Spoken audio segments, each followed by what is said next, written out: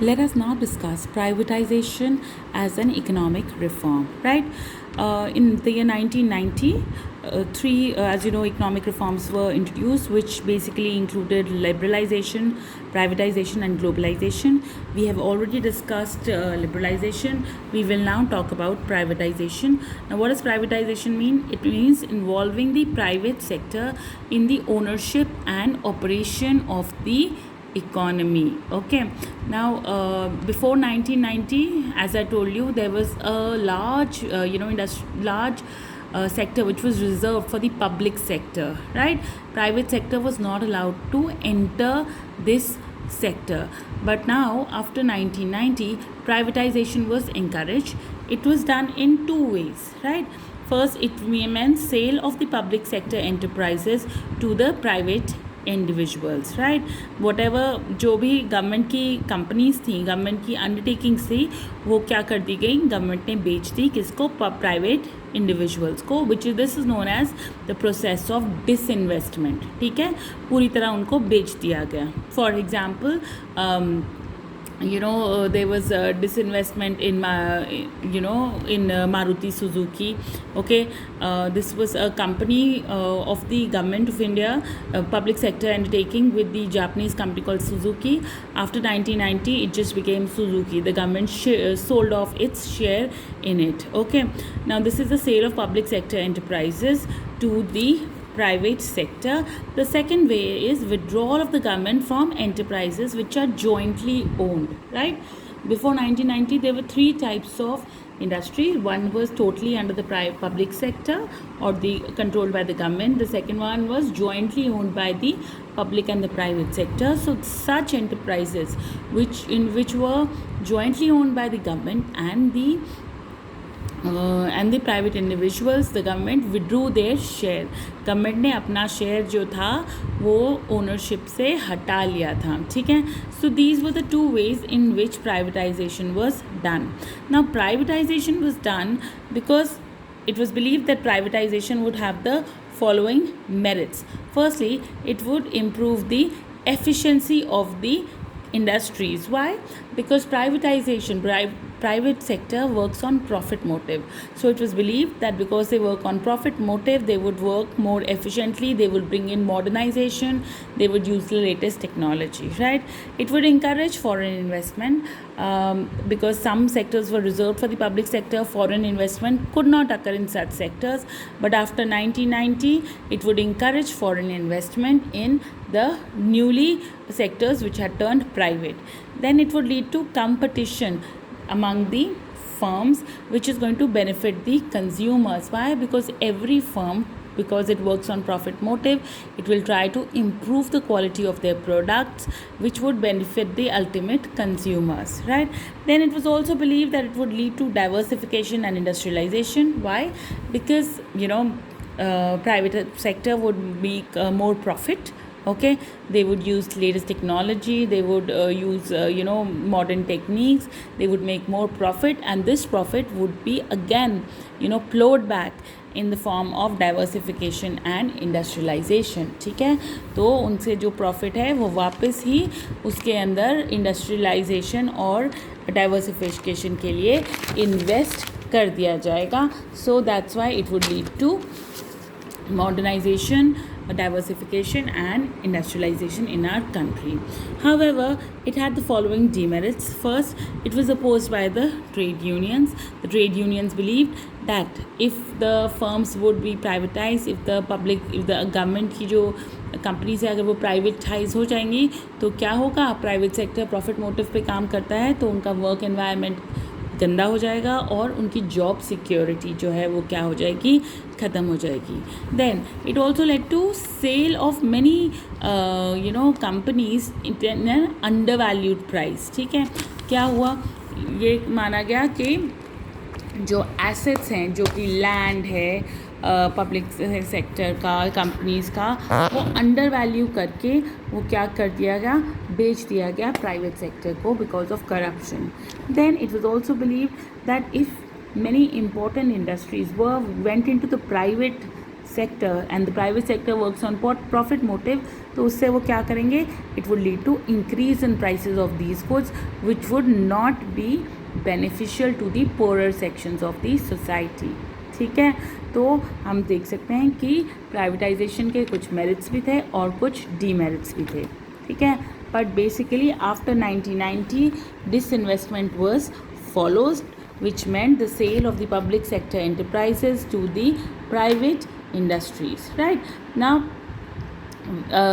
though disinvestment was followed, but 9 public sector units were retained. वो उनको बेचा नहीं गया। वो कौन से थे, वो पब्लिक सेक्टर कंपनीज थी जो कि बहुत ज़्यादा प्रॉफिट कमा रही थी। They were given the status of Navratna, और 1995 के बाद तो इनको दूसरा स्टेटस मिनी रतन और महारत्न का स्टेटस भी दिया गया है according to the profits which they earn. ठीक है, ये कंपनी थी नवरत्न, जैसे कि SAIL, steel authority India limited, ONGC, oil and natural gas corporation of India, और VSNL, ये कंपनीज थी जो कि बहुत अच्छा प्रॉफिट कमा रही थी। तो गवर्नमेंट ने ये प्लान किया कि वो इनको नहीं बेचेंगी and they would still remain public sector undertaking, but they were given greater autonomy. Autonomy का मतलब होता है freedom. So they were given greater freedom to take decisions regarding modernisation, regarding use of technology etcetera, ताकि उनके अंदर competitiveness बनी रहे और वो एफिशिएंट ही रहें। ठीक है, सो ये था हमारा रैशनल प्राइवेटाइजेशन के लिए।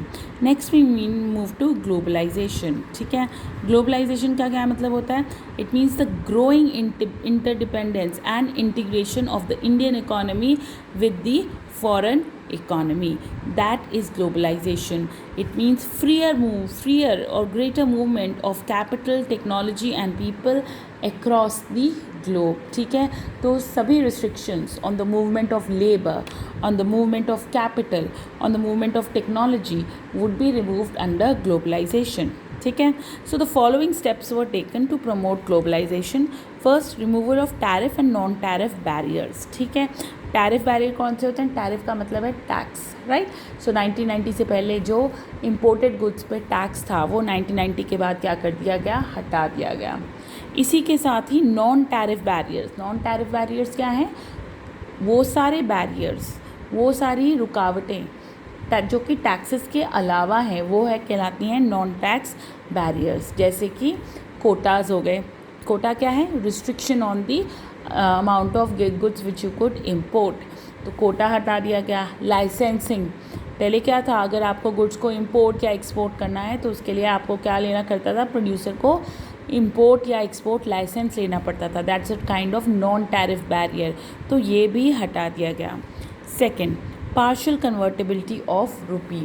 Partial convertibility of rupee means the right to buy and sell foreign currency at the prices in the market. ठीक है, तो ये partial convertibility of rupee कर दी गई, किसके लिए, for payment of interest and dividends on investment, for remittances. Remittances क्या होते हैं, जो पैसा जो इंडियन जो होते हैं, जो बाहर रह रहे होते हैं, अपनी फैमिलीज़ को भेजते हैं इंडिया में, दोज आर कॉल्ड रेमिटेंसेस।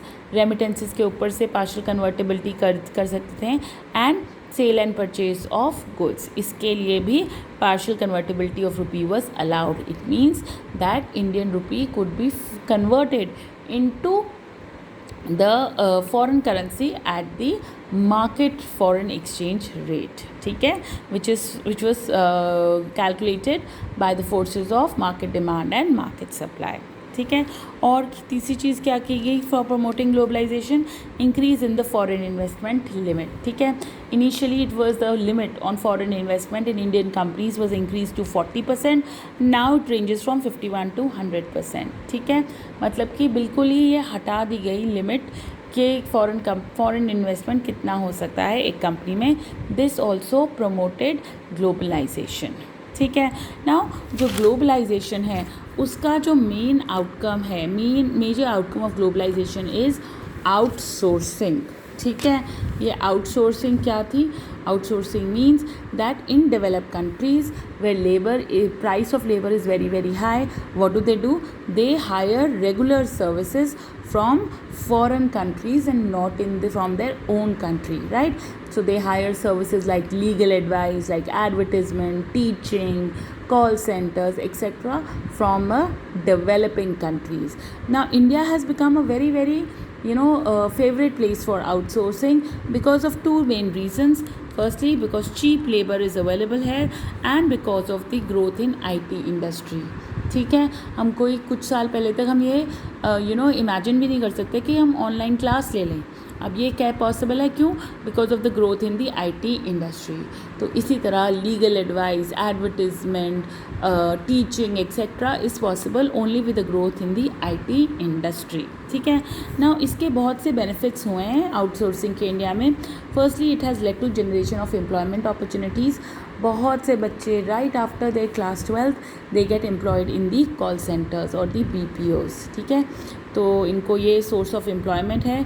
इससे फॉरेन एक्सचेंज रिजर्व्स में भी बढ़ोतरी हुई है इंडिया के. Increase in foreign exchange reserves. क्यों? क्योंकि बहुत सा फॉरेन कंपनीज़ ने यहाँ पे अपने इंडिया में लैंड सस्ता है उनके लिए, तो उन्होंने जो है क्या करते हैं, यहाँ पे कॉल सेंटर्स जो हैं वो क्या करती हैं, यहाँ पे सेटअप करती हैं. Then it has led to greater development of infrastructure. Now government को अगर कॉल सेंटर्स लगाने हैं देश के अंदर तो उनको इंफ्रास्ट्रक्चर चाहिए, जैसे कि electricity, roads, etc. So it has led to development of infrastructure facilities. Then it also leads to human capital formation because these call centers they offer you on the job training. ये आपको train करते हैं कि आप कैसे use कर सकें equipment, कैसे आप बात कर सकें अपने कस्टमर्स को, which has led to human capital formation.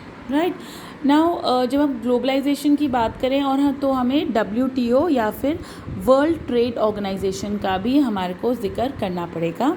It was set up in 1995 और पहले ये GATT, इसका मतलब है general agreement on trade and tariff, 1948 पे स्थापित हुआ था. ये अब जो है इसका नाम बदल के अब क्या हो गया है, वर्ल्ड ट्रेड ऑर्गेनाइजेशन हो गया है. ये प्रमोट करता है इंटरनेशनल ट्रेड. कैसे इंटरनेशनल ट्रेड को प्रमोट करता है?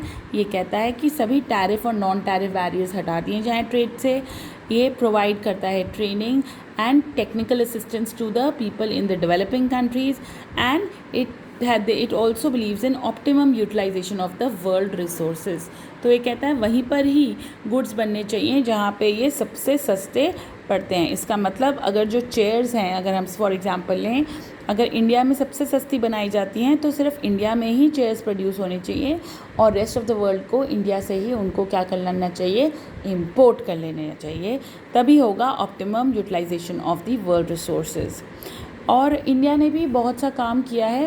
It's an very very important member of WTO और इंडिया ने अपनी सिंसेरिटी दिखाने के लिए बहुत से टैरिफ और नॉन टैरिफ बैरियर हटा दिए हैं. ठीक है, और अब यहाँ पे as a result what you see Chinese goods are flooded in the Indian markets, है ना. बहुत से चाइनीज़ गुड्स यहाँ पे पाए जाते हैं इंडिया में. But usefulness of WTO has been question by many economist. They believe के ये जो वर्ल्ड ट्रेड ऑर्गेनाइजेशन है ये डेवलपिंग कंट्रीज़ को तो बोल देता है कि रिस्ट्रिक्शंस हटाओ, बट डेवलप्ड कंट्रीज़ को ये बात वो नहीं बोल पाता. इसलिए जो डेवलप्ड कंट्रीज़ हैं जैसे कि चाइना, अमेरिका, उनके कुछ तो आसानी से इंडिया में आ जाते हैं और बिक जाते हैं, पर इंडियन गुड्स इन कंट्रीज़ में नहीं आसानी से बिक पाते. क्यों? क्योंकि वो कंट्रीज़ चाइना, USA उन पे क्या लगा देती हैं, ड्यूटी या फिर टैक्स लगा देती हैं. Right, so that is one of the biggest problems with the WTO, that it has made the developing countries agree to the removal of tariff and non-tariff barriers, but not the developed countries. Right, so that's the end of globalization. We have discussed liberalization, privatization, globalization. In the next class we shall discuss the effectiveness, how far these were effective, इनका प्रभाव हमारी economy पर क्या पड़ा. Thank you.